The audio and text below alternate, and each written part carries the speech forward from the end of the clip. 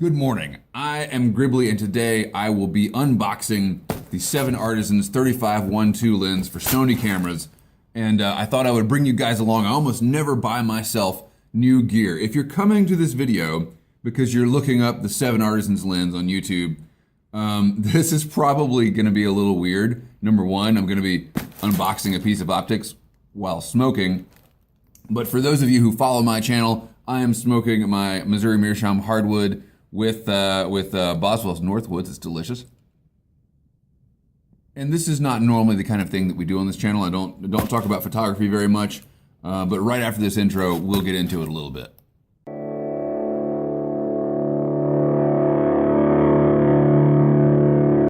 So the thing about my channel is that it is lo-fi, right? I've never ever once actually spent any money on my on the channel, right? I go on adventures, I spend money on the adventures, but I never spend money on producing the work, you know? And so I've got this 365-day photo challenge on Instagram right now. Go to Instagram at Gribbly's Folly.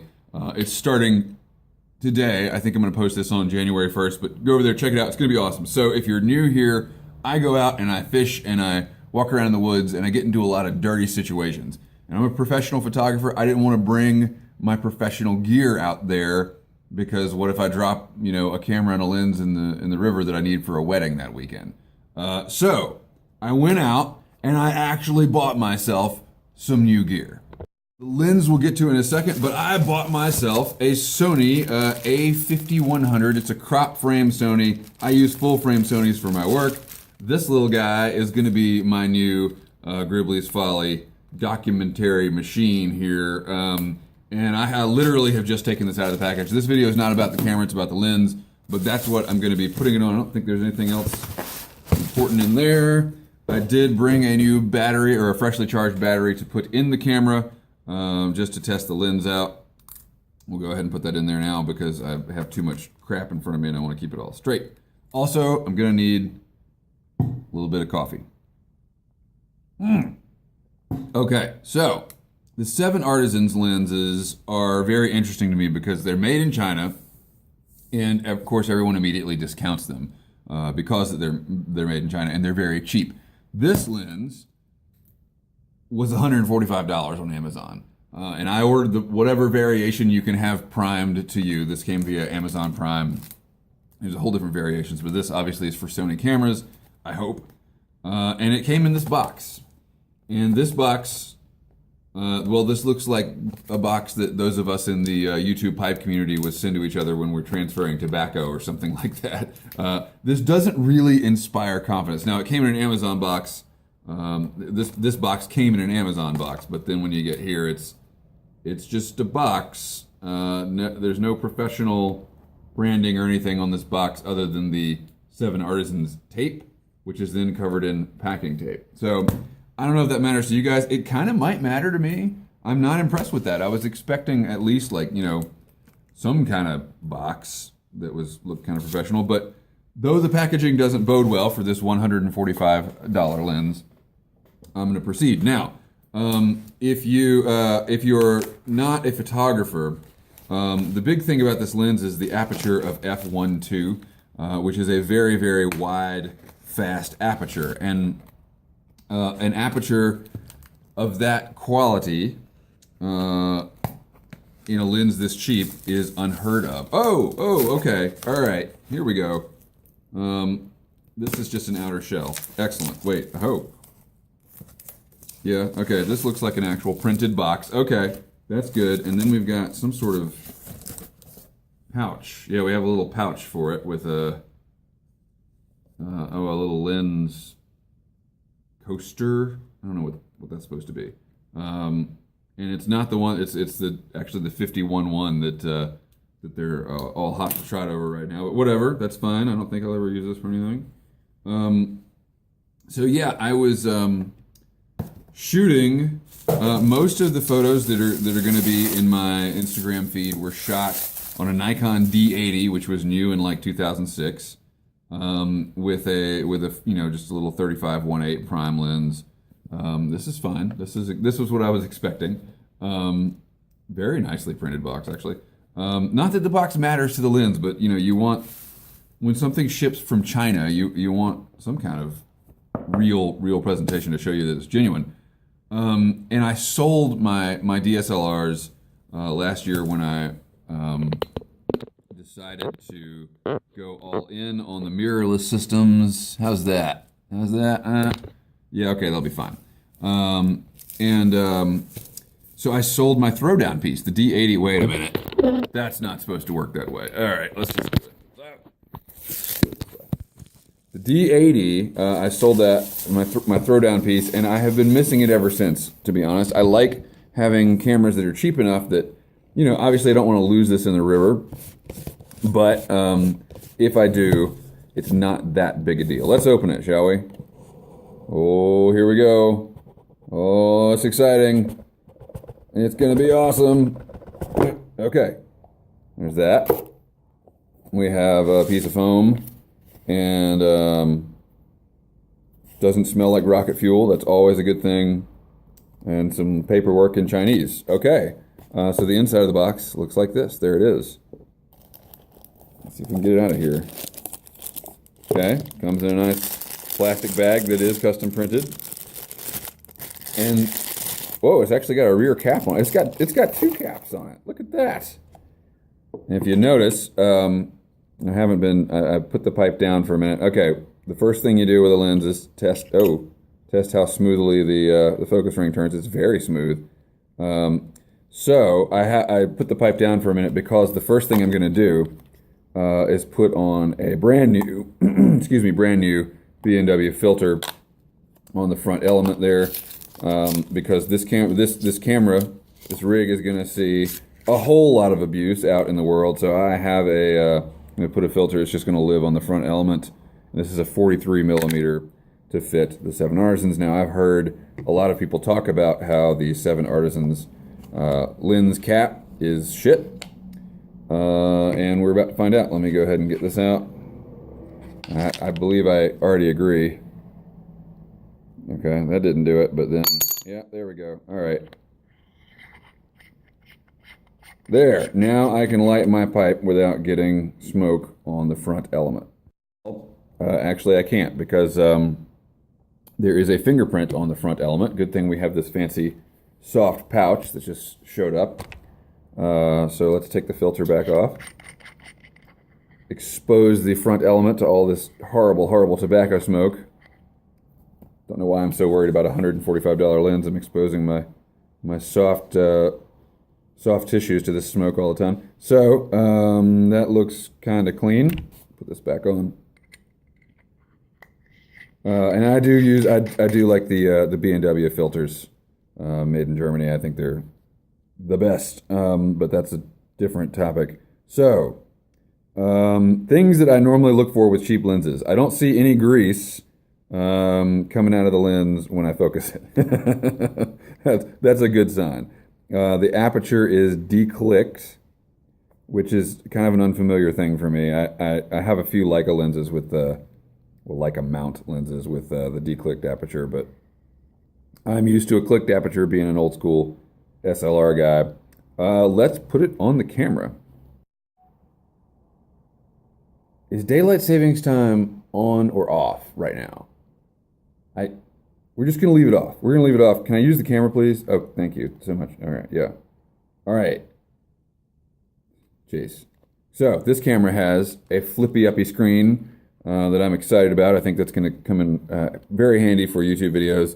We're going to quickly get all the smoke out of the air, turn the lens upside down, expose the camera's sensor there. We'll turn it off so we're not using an energized sensor without a lens on it. And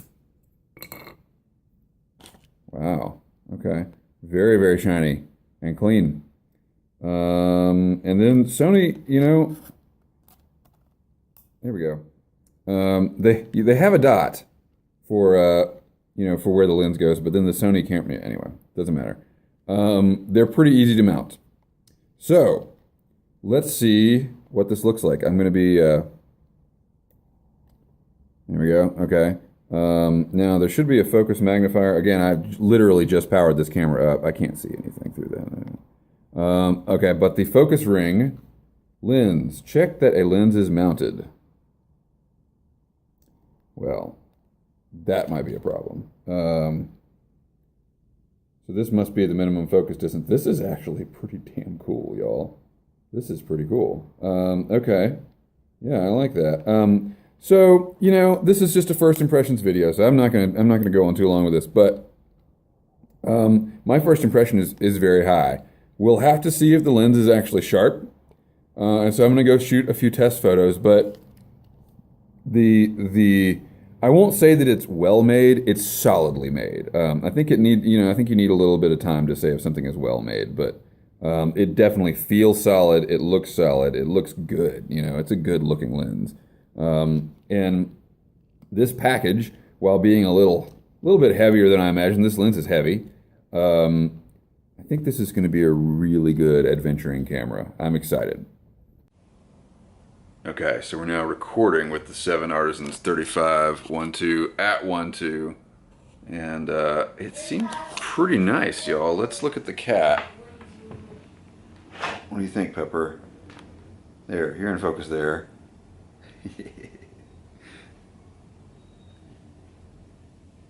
Yeah, I like it. I like it. That's the minimum focus distance too. So that's all the depth of field you're ever going to get. Very nice. Okay. That's hard. Yeah. Okay. There we go. I mean, you guys don't need to see this, right? Yeah. Stop recording. Stop recording. How do you stop it? How do you stop the recording? There we go. Stop recording. Okay, so here I am actually behind the camera, and again we're at f1.2, and minimum focus distance on my Mastro de Paja pipe there, and right above it is the Stanwell Colonial you guys like so much. There's a really dirty old K Woody that I need to have restored. Yeah, I think this lens is pretty nice. It's not sharp at 1.2. I mean, if you look at I don't think we can we zoom in? Are you guys actually seeing that recording? Yeah, you know, I mean, it's sharp enough. But if we go down to, let's go down to f2.8 here, as you can see, much more sharpness there. So here we are looking out the window, and I wanted to check the infinity focus. This is at f4, and we'll zoom in here. Focus on the garage roof there. It's okay. But what's really concerning to me is that it actually focuses past infinity a little bit, so you can't just hard stop it in the heat of battle. We'll have to see if that can be calibrated later on. Okay, so I wanted to record the last segment of this video actually using this rig. I've spent several days with the rig and with this 7artisans lens in particular. I did try a couple other lenses on the camera just for fun, but here's what I think. Number one, the Sony 5100 is awesome, especially with this lens. This package is pocketable. I can put this in my cargo pants pocket and walk around in the woods and have a very, very decent capture device in my pocket. I'm really happy about that. As you can see, it's capable of very shallow depth of field, and that's the main thing that I look for. That's the main reason I don't. Why would I carry something heavier than my cell phone? It's mostly for the ability to render things out of focus. So, what do I think about this lens in particular? It's not sharp, and that's fine. I compared it to, and I hope to be superimposing some images here, I compared it to my Nikkor AIS 51.8, which was a modern lens in the late 80s and early 90s, I believe. I don't have any really contemporary lenses to compare it to. So anyway, a 25, 30-year-old cheap Nikkor lens blows this lens out of the water at every aperture in terms of sharpness. And I'm going to show you some examples here. I used my thermometer on below the back deck as a test guide, and so whoa. Sorry, you're probably not even seeing me right now, but I just almost knocked the camera over. Because it's so light, I can actually use it on my little Joby bendy tripod, which I think is a big plus. Can't do that with a DSLR. Okay, so here is the 7artisans at let's see, let's start. Well, I'll show you. Here it is at 1.2. All right, obviously the Nikkor can't do that. Can't shoot at 1.2. So here it is. Great color addition. I find that overall there's decent contrast. I love the way this lens renders wide open. All right, so here it is at f2, and we'll compare that to the Nikkor at f2, and then we'll compare the Nikkor and the 7artisans at f2.8. So this is 7artisans at 2.8, Nikkor at 2.8, 7artisans at f4, and Nikkor at f4. So you can see in every case the Nikkor just blows this out of the water. You don't need to see the other apertures. You know what I mean. If you're the kind of person that's still interested in watching this video, you know what the results are going to be with a lens like this versus a Nikkor. So I find that the lens, for my purposes, is pretty much perfect for what I'm doing with it. It's awesome. I'm not concerned about the lack of sharpness. If you are the kind of person that is concerned with critical sharpness, this is not the lens for you by any stretch of the imagination. It also has plenty of flaws, including chromatic aberration, some barrel distortion, which again, I really would not want barrel distortion in a normal lens generally, but it's a 1.2. I mean, you're not going to be using this. You're not going to be using this lens for shooting interiors where you really need straight lines. This is a portrait lens or an outdoors lens, an adventure lens. It's not for technical applications at all. So the other thing about this lens that I wanted to mention, there's a couple of things. The aperture scale is not. I don't want to say it's not correct, but I did some comparative exposures and I haven't really figured out. It seems to me like in some cases there's more than a stop of difference between stops on the aperture ring, and in some cases there's less of a stop of difference. So I kind of think that the declicked aperture is 7artisans' way of saying, it has some apertures, you know? It's kind of an organic kind of aperture, like at one end of the scale it's open, at the other end of the scale it's closed. Make do. And so, you know, if you're looking to pair this with a something where you're not going to be using a live view, I don't know. You definitely need through the lens metering with this lens. Finally, the lens I'm told is a sonar type. I don't know much about the. I hope I'm showing you just pictures from the last couple of days so you're not just staring at my face the whole time.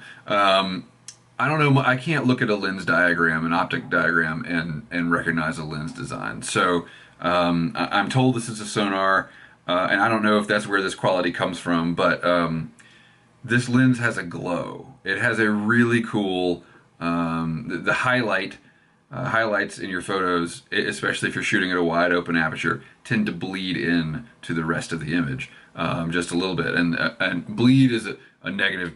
They glow into the rest of the image, and I find it very pleasing. I would love to use this lens for portraits.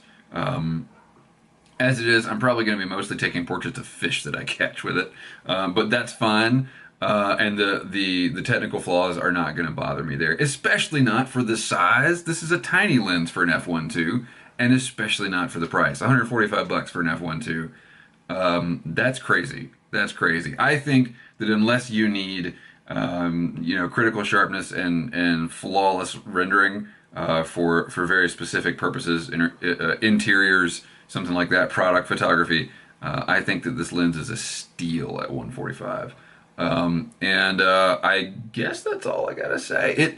I said in the beginning that I don't know that it's well made, but it's heavily made. It's solid. It's definitely solid, and I think at this point I would venture to say that it is decently made. I don't know about well made. I think the interiors. I think there's some parts of the interiors that weren't. They're still shiny. The interior, basically I don't know the technical terms, but where the elements are held into the lens, I can look through the lens and see some reflections there that probably shouldn't be there. Does that mean it's poorly made? No, I think it's just made to a certain price point, and that's entirely fair. So yeah, it's well made for what it is. It's not going to compete with a Leica lens. It's not going to compete with a Voigtlander lens. It's probably, well, it might compete with a Jupiter lens. in terms of the quality of construction. I'm super pleased with it, and I'm super excited to shoot more photos and video with this rig. So, as always, thank you for watching. Keep the ends out for the ties that bind. How do we stop recording? Stop recording.